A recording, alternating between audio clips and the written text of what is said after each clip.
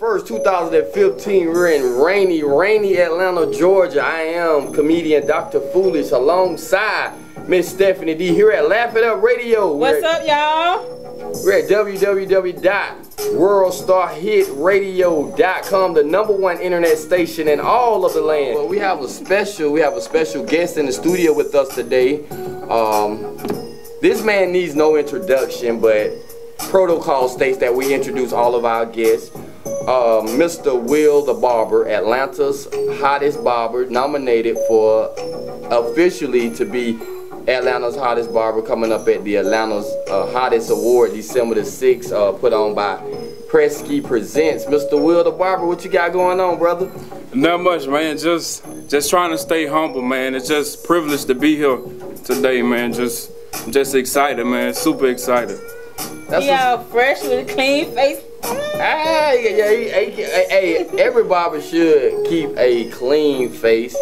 But we gonna top this show off with our trending topics. Miss Stephanie gonna bring us our trending topics, and then we're gonna get right into this in-depth interview with arguably the best barber in the world. And if he ain't the best barber in the world, he gonna be the best barber till another barber prove him wrong. Okay. Load of sneakers to the new Houston Rockets guard that they signed a deal with. They sent a truckload of sneakers to the man's house. So the man got Adidas for the rest of his life, probably. For the rest of his deal, at least. That was James Harden. What you guys say about that, Will? That's crazy. Like, oh do you wear Adidas? Yeah, I like Adidas. So somebody come to your house with a truckload of Adidas. What you gonna do? You can't wear nothing else. You can't wear George. You can't be in line or get the plug or whatever. Like you have to wear Adidas at that I time. guess I'll be Adidas forever then. But being a black barber, Will, how do you deal with that stereotype of like, I'm not gonna just cut black men hair or deal with black people? How do you deal with that? You know, like when if a white person walk in your shop or walk into the barber shop, how do you deal with that? Because that's a different level of that you have to portray when you're a barber.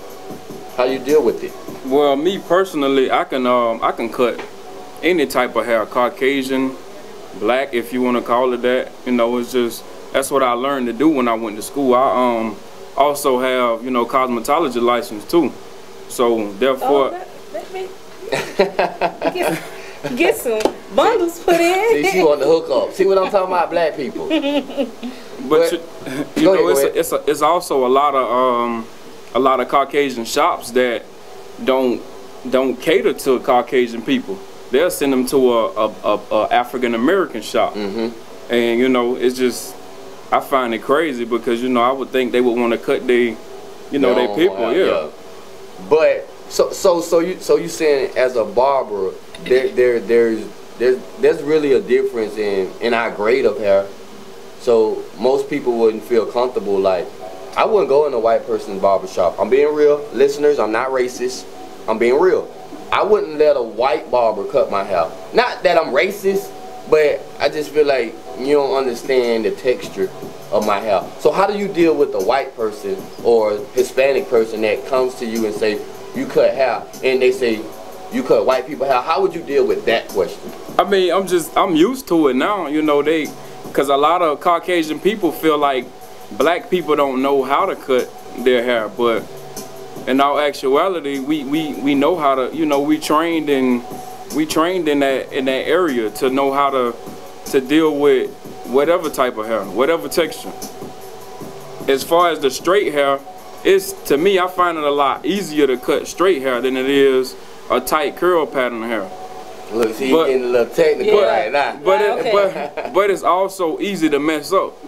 Okay, so it's easier to cut, but it's easier to mess up. Oh, you might go up. Oh yeah. A little too far. You can't put that blend on like you'll put on us. So you either gonna shit it or get it. And in Will's case, it was clippers. Right. And I know they saved his life.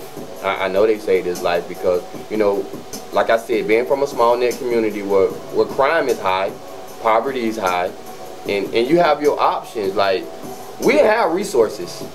So like a lot of things I don't take for granted, and I'm so thankful for like all the accomplishments that I share with Will or with anybody else due to the fact that where we're from, and I put so much emphasis on where we're from because we didn't have that resource, those career paths. We didn't have that in-work training that you would go to school for the first 3 periods, and then you had a job, you know, the on-job training. We didn't have that, so we had to grow up fast. We had to grow up fast. And if I'm wrong, you can elaborate on everything. That's true. That I'm saying that and I know how passionate it is to go from, you know, cutting on a bucket in front of grandma's house, you know, with a tent from Walmart, to being in a barber shop, to cutting celebrities, to cutting athletes, to cutting photographers and video men, and just let the world know where they can find you here in Atlanta if they want to come get a haircut, man. Just let them know. Well, for everybody that's on social media, you can follow me at Will the Barber 86,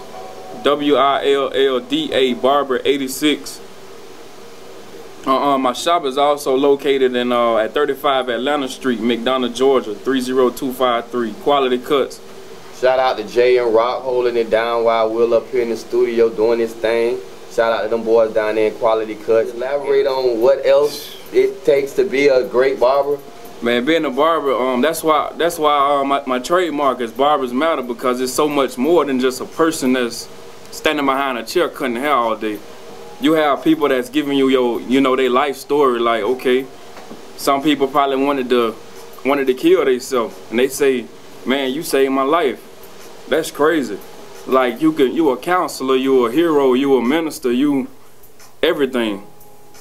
Because you have to establish that rapport with the person that's sitting in your chair, and you cutting your hair. So they have to have a measure of, rapport and trust in you that, you're gonna cut their hair right. You know what I mean? And I look at it like this because I think about it too when I get my hair done. Like, I don't just get my hair done by any person, because that's your dome, that's your head, that's your headpiece. And you deal with a lot of different personalities, a lot of different spirits.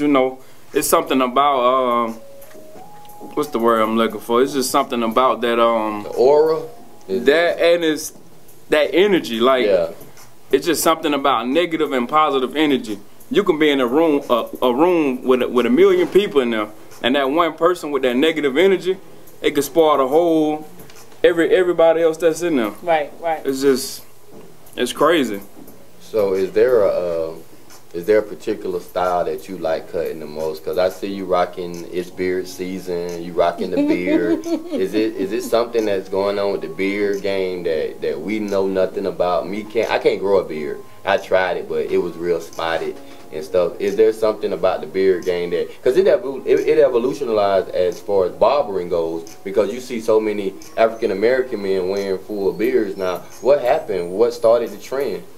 Man, I don't know. It's just the beard been around for a while, but I guess everything has a season. It's a season where when guys had to rock the goatee with the clean face, but now it's just it's just she love my beard, so it's like it's beard season. So but right now I'm just asking for guidance and just for him to keep me humble. You ever get tired of cutting? Nah, this is something I love to do. I do this in my sleep. So you ain't never been like, shit, I ain't cutting no more hair today. I ain't doing this no more today. I don't cut enough for today. When's enough? Enough. Like, because I know it, the vibration of the clippers, and I know it has to have an effect, as far as health reason goes. Because I don't think you plan on cutting for the rest of your life. I don't, but if it's just crazy, man. Without me cutting, I feel like I'm nothing. Yeah. Nothing. But as far as me cutting for a long period of time, like last year, 4th of July, I was in the shop by myself from 6:30 in the morning to like almost 12 the next, that night. So it was easy for me to keep up, because a lot of people joke me because I sleep with a neck pillow when my hair is done, so that I don't get my hair messed up. So your hair don't grow back fast. I grow fast, but my brother keeps it well manicured for me, because I'm a walking billboard for him as well. I can't be anywhere and I'm slipping, because as I was coming here, 3 people asked who cut my hair. And whether one of them come to his shop and get their hair cut, that's one person had that he never cut, that he could, you know, get there and he could keep them up. And the thing about him that I love the most about him is that he cut everybody hair the same. Like, you have some barbers that will rush.